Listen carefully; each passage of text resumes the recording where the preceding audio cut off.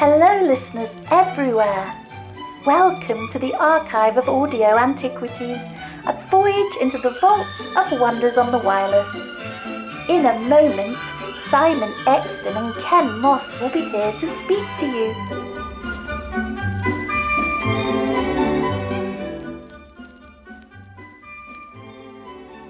Hello everyone, and a very warm welcome back to the Archive of Audio Antiquities. I'm Ken Moss. I'm Simon Exton. Hello. Hello, and this time we are listening to Doctor Who, the Sandman.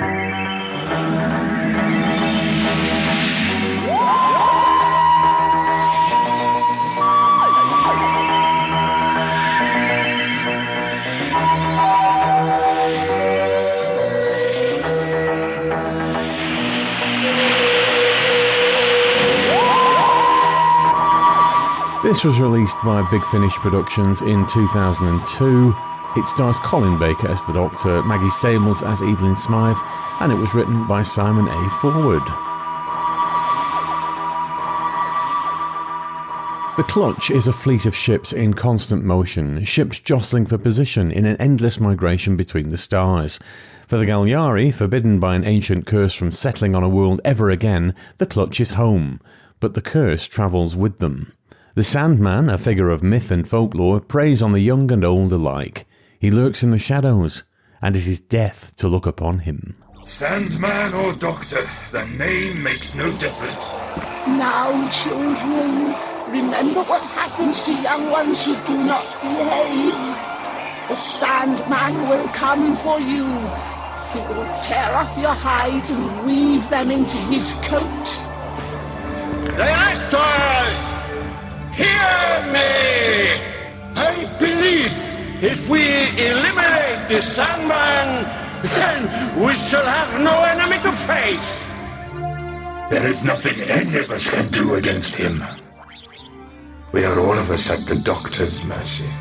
Yes, quite the spectacle, isn't it? All those colours. It's like a shoal of fish. Yes. An interstellar school with hundreds of different species. Ships clustering together for protection as they migrate across the galactic expanses. The Sandman will not trouble your people. We are his prey. Well, all the same, you can tell me. You and me go a long way back, Neurosha. The Doctor goes back much further. All Galliari are cold in blood. It is their nature. The Doctor's more than capable of losing both of us. No kidding. Yes, Sunbird, sing. Such a beautiful song should herald the Doctor's death. Ethan! They're only children!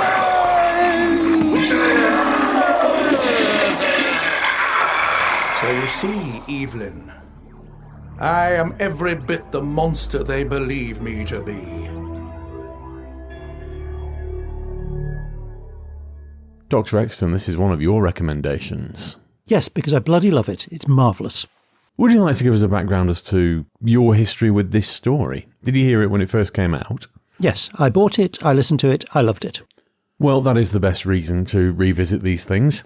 Anything with Anneke Wilson is going to grab my attention. Anything that gives Anneke Wills the opportunity to do such marvellously angry acting, and she is brilliant in this, and it is the complete antithesis of Polly. She is there just frothing at the mouth and hacking away at the scenery, and it's wonderful to hear. She absolutely steals the show. Commander Bell. My children, tell me. We came promptly. He has already... Let me through. Let me see. Director, no. I would not advise. Advise me nothing. I will see my children. Troopers, clear the door.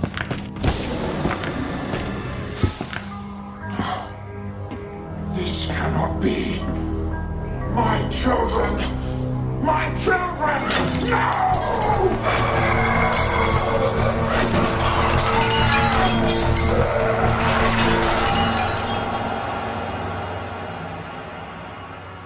Anneke Wills plays Neurosha in this story, one of the Galliari, who are sort of big chameleons, basically.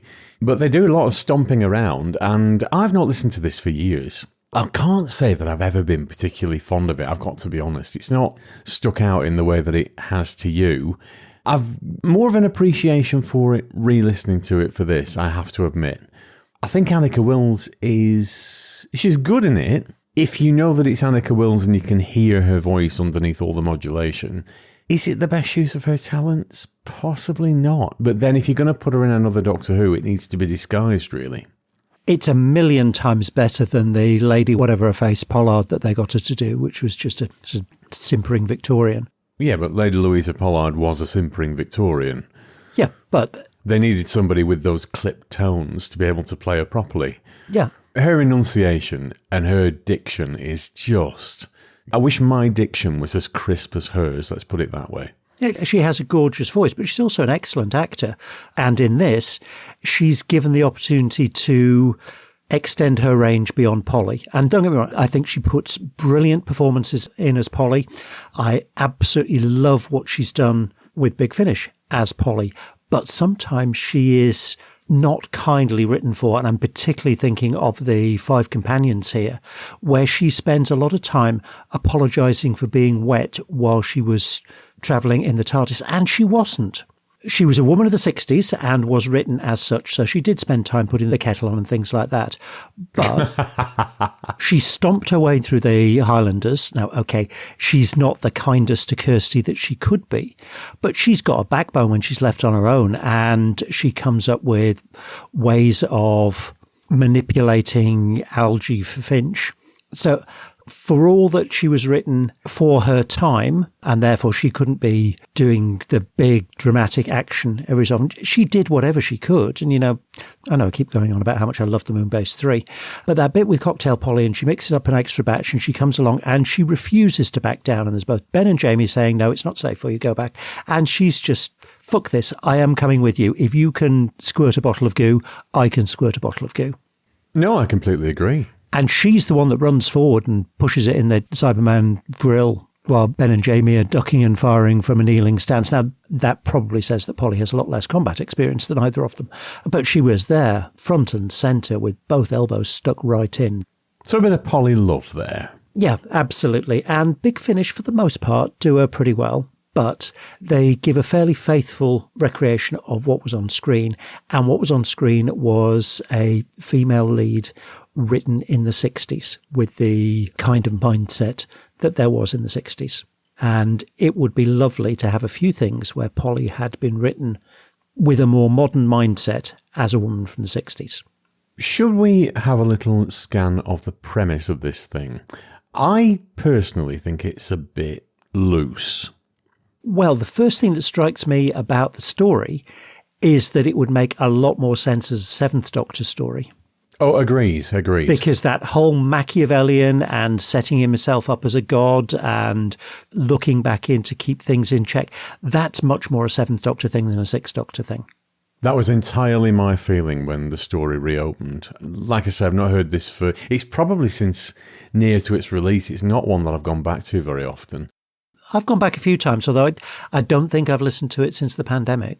But yeah, it did leap out to me. It's a lot more scheming than the Sixth Doctor. It's very brash. I mean, the behaviours and certainly the threats are very brash from the Sixth Doctor, but basically he threatens the Galliari that if they keep trying to invade worlds, he will stop them by... It's sort of infecting their race by ripping memory. off their skin. Yeah. And, he smashes this shushkubra. What a lovely couple of words that is. In fact, there's some great words in this. I do like it when writers... Yes, very alien. Yeah, and what's another one? Kukubra. That's the name of the race that they're trying to conquer. Is it? Nintaru is one of the Kukubra. Nintaru, unfortunately, it reminds me of the mother of a dear old friend of mine.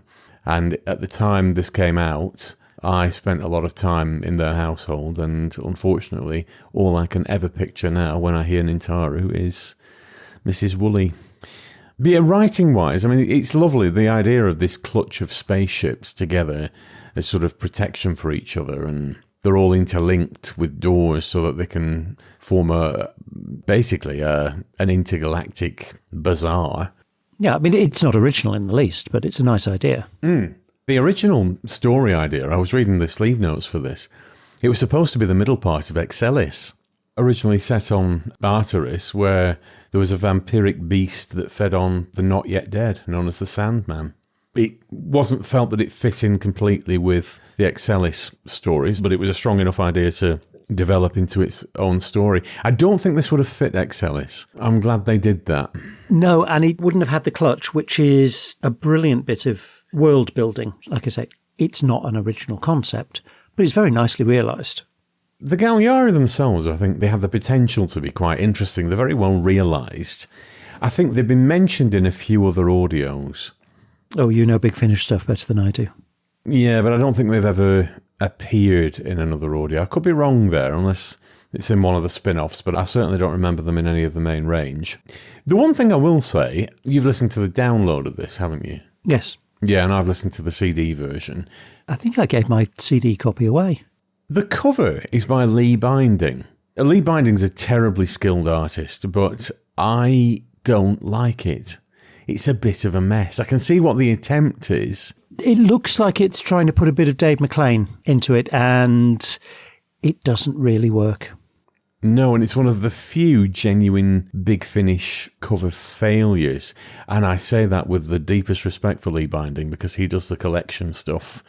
And he's done lots and lots of CD covers and DVD covers, so it's certainly not a dig. But this one, I can see what the attempt was. It was to make a sort of patchwork out of chameleon skin, but it's not quite singing to me, this one.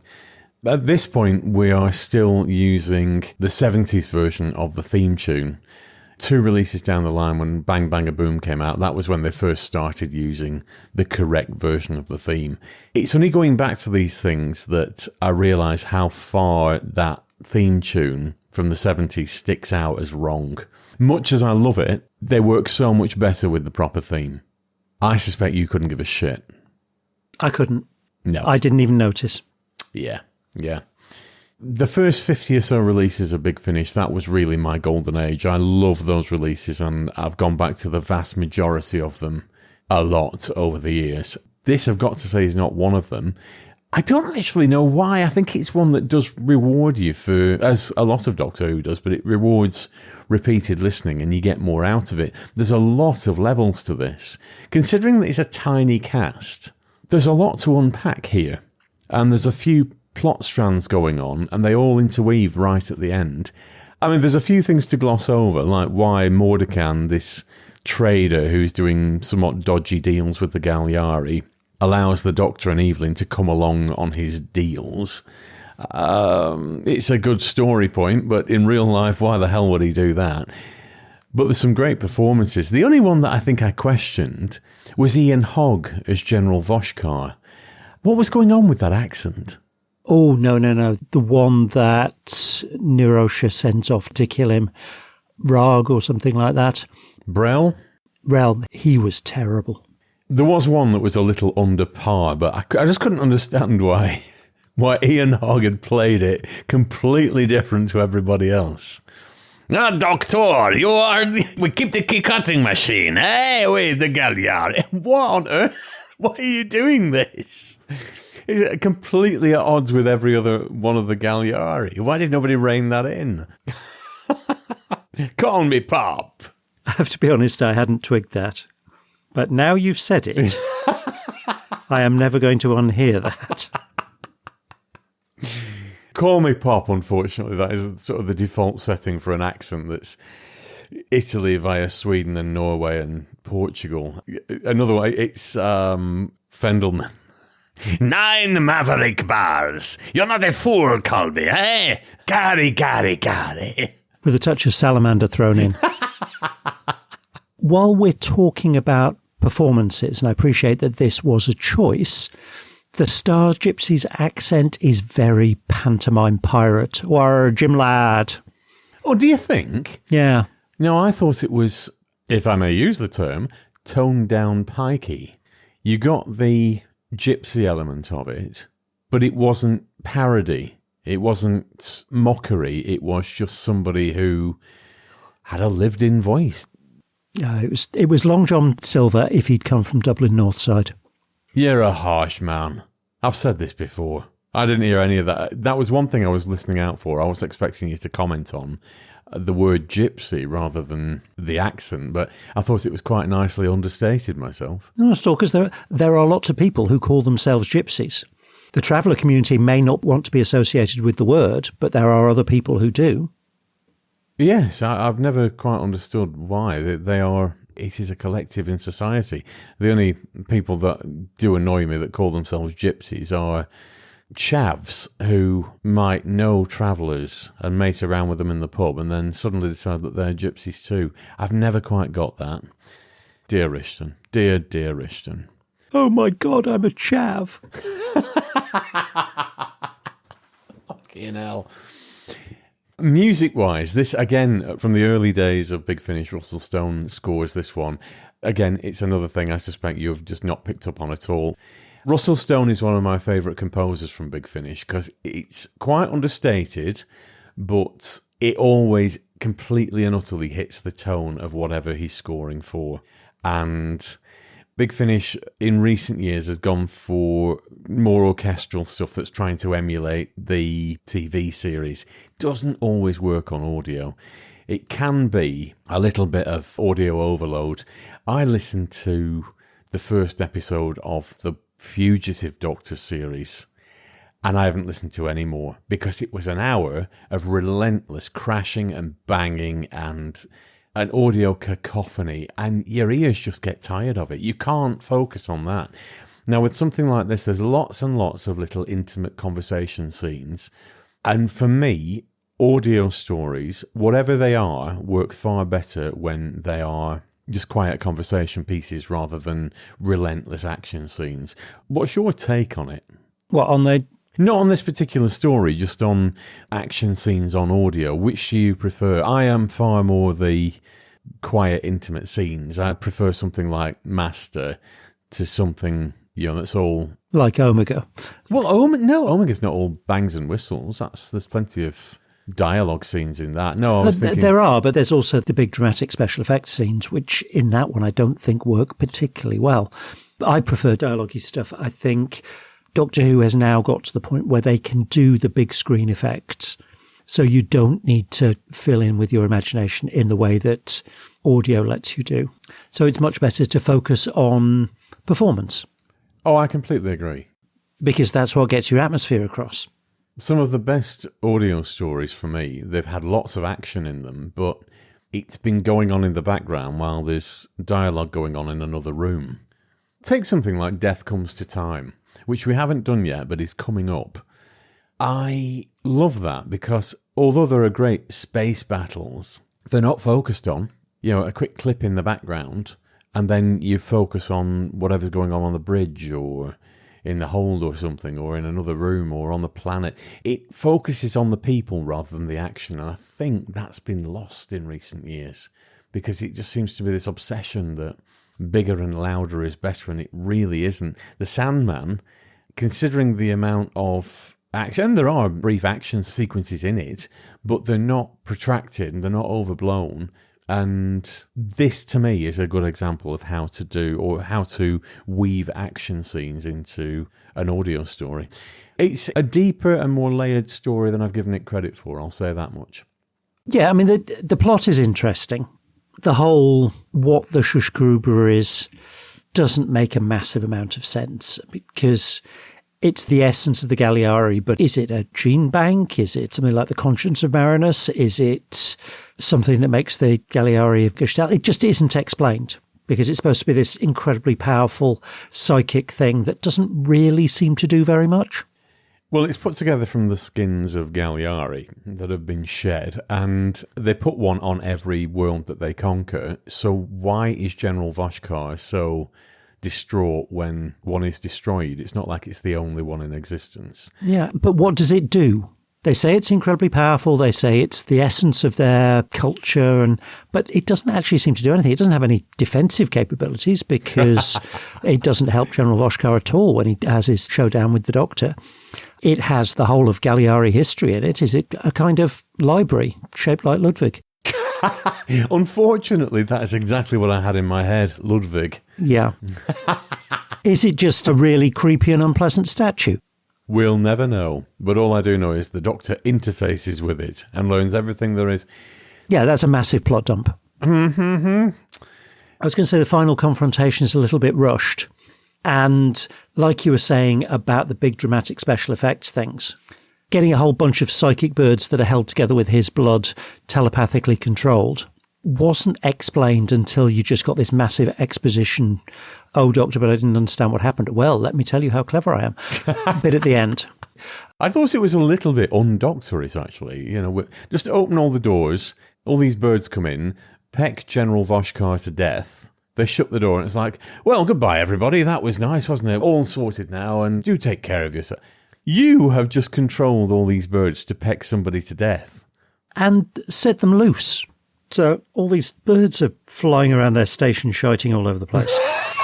I mean, that's a treat for everyone, isn't it? It's going to take them weeks to clear that up. Poor little sort of servitors running around with dustpan and brush and butterfly nets trying to catch these birds. And I think one last comment I have on the sound design, which is by Gareth Jenkins, and I can never think of anybody other than the young boy in A Fix with the Zontarans, but it isn't him.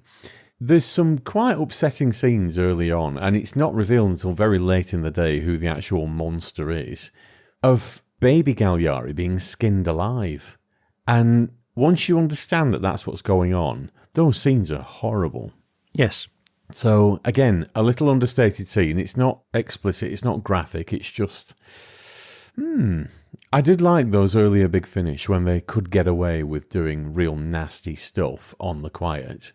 Cardiff would never allow that now, but we were ruined in those days in many ways. Let's rate this in earworms. This is the song that never ends. Yes, it goes on and on, my friends. Well, you love this story, so I'm going to let you go first. I do. I think there are some fantastic performances. I think Annika Wills puts in one of her best performances, possibly because it's so different to all her other performances, but I think she's brilliant and it really shows her range as an actor. There's only one particularly bad performance, and astoundingly, it's not Nick fucking Briggs. There is a big chunk of nostalgia for this, but it's a nostalgia for something that I thought was really good at the time and think is really good now. I thoroughly enjoyed this re-listen, completely flew by. I could remember everything that was going on because I've listened to it loads of times before, but I still really enjoyed it. 8. I thought you'd go for that. I'm going to give it 7. I'm not quite as fond as you are. I can't say that it's one that I am panting to race back to, but it's a lot better than I've given it credit for. Again, I've got a love for those early Big Finishes, and this is from the first couple of years that they were doing it properly. It's a good story, yes. I will say this much. I don't think it's the best that they've got to offer, but it's a slow burner. There's lots more to it than might be seen on face value. Yeah, give it another go. And they'll continue singing it forever just because. It's time for Podcast of the Week.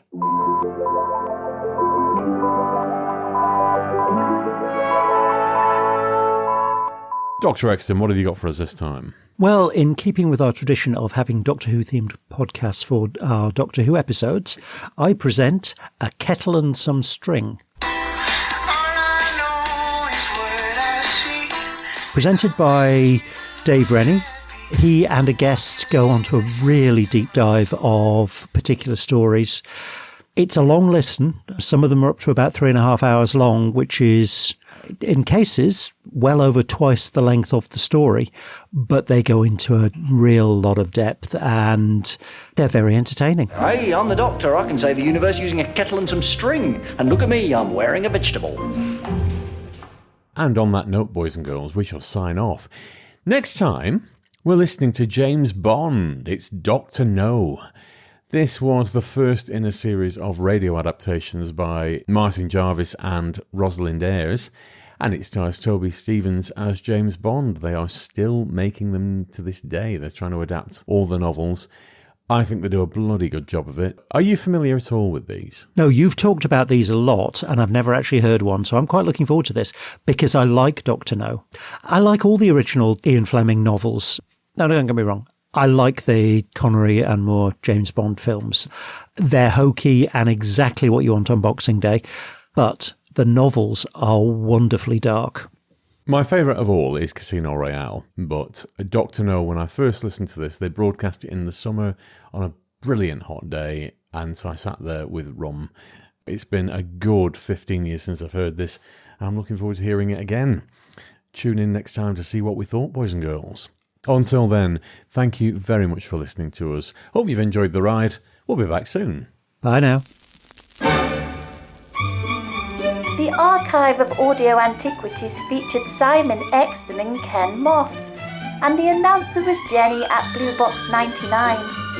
All featured soundtracks are the property of their respective producers, and no infringement of copyright is intended. Title music was by Edward White, and the programme was produced by Maverick Productions. For more information, please visit maverickproductionsuk.blogspot.com or find us on social media.